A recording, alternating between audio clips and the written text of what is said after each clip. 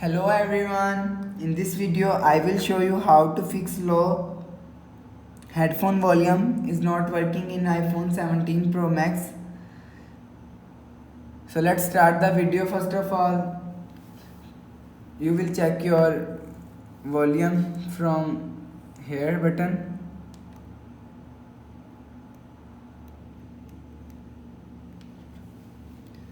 So if it not working, so go to app library. Now here click on utilities folder.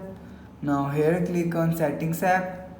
Now here scroll down, click on sounds and habits. Now here scroll down, click on headphone safety. Now here you will see a button is turn off. So turn on this button, go back. You will check your headphone volume is working. If it not working, so again click on settings. Now here click on general. Now here click on software update. You will check your software update is latest version. If it not latest version, so software update latest, go back.